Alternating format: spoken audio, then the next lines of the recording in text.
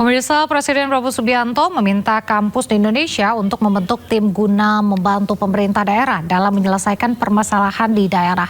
Arahan tersebut disampaikan Menteri Pendidikan Tinggi Sains dan Teknologi Brian Yuliarto usai rapat terbatas di Istana Kepresidenan. Menurut Brian, kampus-kampus diminta terlibat membantu memberi usulan solusi atas permasalahan daerah yang relevan seperti penanganan sampah hingga program Gerakan Indonesia Asri dari Presiden Prabowo. Brian memastikan bahwa pihaknya akan mengkonsolidasikan kampus-kampus agar membentuk tim yang nantinya bisa membantu daerah. Bagaimana Pemda-Pemda itu bisa dibantu, di-backup oleh kampus-kampus, peneliti, guru-guru besar yang bidangnya terkait ya, seperti arsitektur untuk keindahan taman-taman, kemudian teknik lingkungan, begitu teknik mesin untuk sampah dan sebagainya. Jadi Pak Presiden tadi menanyakan perkembangan itu. Jadi diharapkan setiap daerah, provinsi maupun kota kabupaten itu kampus memiliki tim yang nantinya menjadi seperti asisten untuk kepala daerahnya. Ketegangan makin meningkat di Selat Hormuz dengan diserangnya kapal tanker milik Uni Emirat Arab. Serangan diduga dilakukan oleh drone Iran. Kapal tanker afiliasi Abu Dhabi National Oil Company (ADNOC) diduga diserang 2 drone Iran saat sedang melintas di Selat Hormuz. Serangan tersebut tidak memakan korban jiwa dan kapal tidak membawa muatan. Uni Emirat Arab pun mengecam tindakan Iran tersebut dan menyebut serangan itu sebagai pembajakan maritim.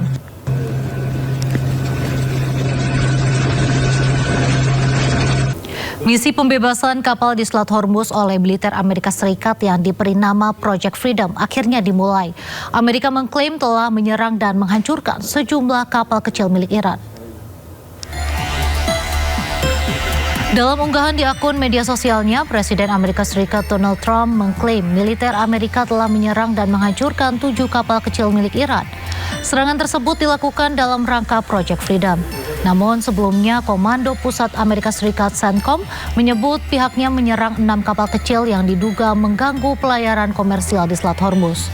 Klaim CENTCOM pun dibantah pejabat militer senior Iran yang menyebut tenggelamnya kapal-kapal militer Iran di Selat Hormuz akibat diserang Amerika tidak benar. Bahkan kantor berita Iran, Tasnim, menyebut serangan terjadi hanya pada 2 kapal kargo kecil yang menewaskan 5 warga sipil.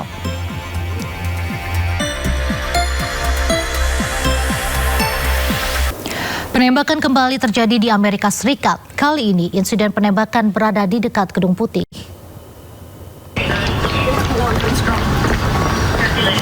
Insiden penembakan pecah di dekat Gedung Putih, tepatnya di Jalan 15 dan Independence Avenue, Washington DC. Sejumlah warga dan petugas Gedung Putih panik dan dievakuasi petugas. Agen Dinas Rahasia Amerika Serikat yang berada di lokasi penembakan menyatakan telah menembak 1 orang pelaku.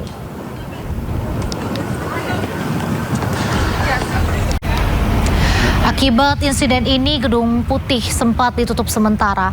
Petugas masih menyelidiki motif pelaku. Selain itu, penguatan keamanan di Amerika Serikat pun semakin diperketat menyusul adanya 2 insiden penembakan yang terjadi dalam sepekan.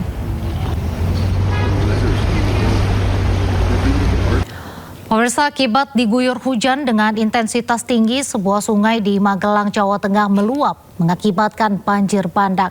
Detik-detik banjir bandang terekam kamera warga.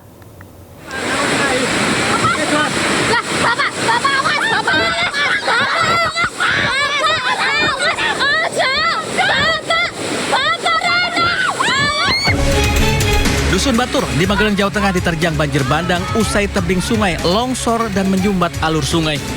Air sungai pun meluap dan menerjang jalan kampung. Akibatnya belasan rumah terkena material banjir bandang. Kejadian tersebut terjadi saat wilayah itu diguyur hujan deras dengan durasi lama. Pasca kejadian, warga dibantu relawan melakukan kerja bakti membersihkan lumpur sisa banjir. Saya buka pintu langsung airnya dari gunung tuh sini Pak, langsung naik masuk dalam ya. Terus saya langsung lari. Airnya terlalu tinggi, sekitar 3 meteran kali sini. Udah 3 meter. Di Kecamatan Gerabak ada 4 titik desa yang terjadi bencana, yakni 2 titik terkena banjir bandang, 1 titik terkena longsor, dan 1 titik 2 rumah warga terkena pohon tumbang. Beruntung dalam musibah tersebut tidak ada korban jiwa. Dari Magelang, Jawa Tengah, Puji Hartono, iNews melaporkan. Sungai Cipamingkis meluap dan memicu banjir bandang di wilayah Jonggol, Kabupaten Bogor viral. Warga panik derasnya arus air menyapu sejumlah bangunan di sepanjang bantaran sungai.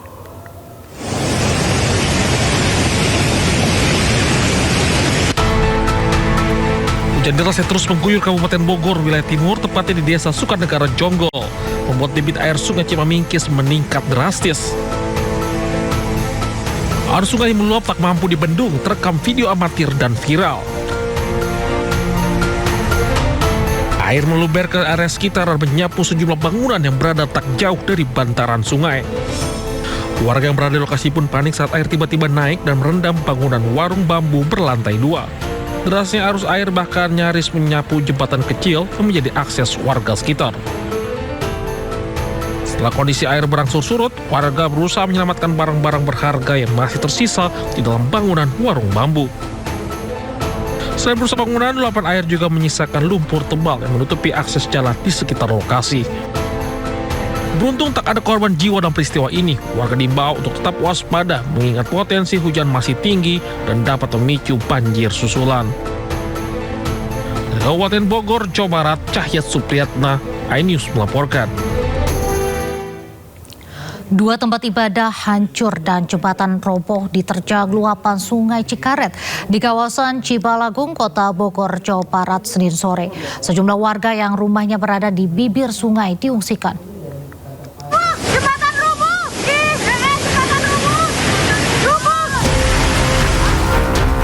Sebuah jembatan ambruk di Kali Cikaret, Kelurahan Pasir Jaya.